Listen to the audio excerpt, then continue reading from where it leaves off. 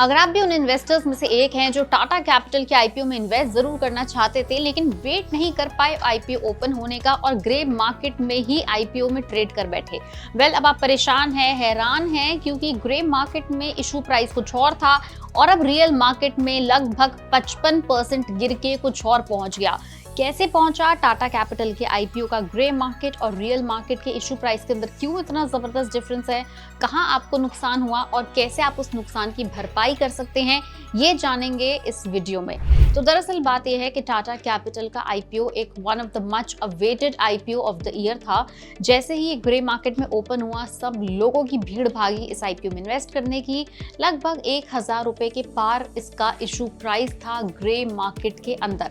लेकिन जब आंकड़े सामने आए, कंपनी ने अपने सारी फिगर्स डिस्क्लोज करी, तब पता चला कि कंपनी इस आईपीओ को 310 रुपए से लेके 326 रुपए के प्राइस बैंड के ऊपर लिस्ट करने का सोच रही है, which is actually 55% lesser than what the premium was in the grey market। जहां एक तरफ ग्रे मार्केट में इसका इशू प्राइस 735 था, वहां 310 से 326 का आंकड़ा जो है ये ऑलमोस्ट डबल से भी ज्यादा का फर्क है। इनफैक्ट जून 2025 के महीने में टाटा कैपिटल आईपीओ का प्राइस बैंड ग्रे मार्केट में 1075 रुपए तक भी टच कर गया था, लेकिन उसके बाद थोड़ी बहुत करेक्शन हुई और 700 से 750 के बीच में ये फ्लोट करने लगा।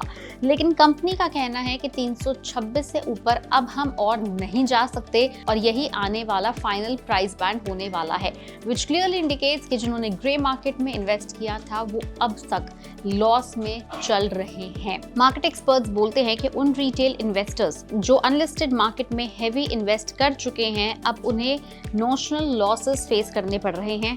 एचडीबी फाइनेंशियल सर्विसेज के आईपीओ में भी सिमिलर ही पैटर्न देखने को मिला था, जहां अनलिस्टेड मार्केट में स्टॉक प्राइस 1200 रुपए था, गिर के फिर 740 पहुंचा और लिस्टिंग में सिर्फ और सिर्फ 5% का ही प्रीमियम मिला। टाटा कैपिटल का ट्रेंड भी यही दिखा रहा है। अनलिस्टेड शेयर्स अप्रैल के बाद से 3 से 36% तक डाउन चल रहे हैं। पास्ट आईपीओस के एग्जाम्पल अगर हम देखें तो एनएसडीएल भी ऐसा ही दिखाता है। ग्रे मार्केट प्रीमियम कभी कभी लिस्टिंग डे पर 35% तक गिर जाता है, जो रिटेल इन्वेस्टर्स के लिए बहुत पेनफुल होता है। अगर आप थोड़ी सी रिसर्च करें और एनालिस्ट का कहना माने तो टाटा कैपिटल के अनलिस्टेड शेयर्स की वैल्यूएशन 8.5 11x पीबी था, जो पियर्स जैसे बजाज फाइनेंस और श्रीराम फाइनेंस से काफी हाई है। आगे चलकर ग्रे मार्केट लेवल पर रिकवरी अनसर्टेन लग रही है। टाटा कैपिटल का डाइवर्सिफाइड पोर्टफोलियो और strong brand support structure provide करता है, लेकिन पीई 1113x और ROE 12% के साथ शॉर्ट टर्म अपसाइड लिमिटेड है। कंपनी की तरफ से और भी डिटेल्स आई हैं, ये कि बम्पर आईपीओ होने वाला है जिसकी वैल्यू होगी मोर देन 15,000 करोड़। इसमें लगभग 26 करोड़ शेयर्स का होगा फ्रेश इशू और करीब करीब 21 करोड़ शेयर्स का होगा ऑफर फॉर सेल। कंपनी ने प्राइस बैंड तय किया है 310 रुपए से 326 रुपए प्रति शेयर का। अभी भी वैसे मार्केट में आईपीओ ओपन होने में कुछ समय है, देखना यह है कि क्या तब तक ग्रे मार्केट प्रीमियम टिका रहता है, स्टेडी रहता है, जो ग्रे मार्केट में ऑलरेडी अनलिस्टेड मार्केट में इन्वेस्ट कर चुके उनको सपोर्ट देता है, या फिर गिर के वापस रियल मार्केट में नीचे आ जाता है और जो ऑलरेडी इन्वेस्टेड हैं उनको लॉस देता है।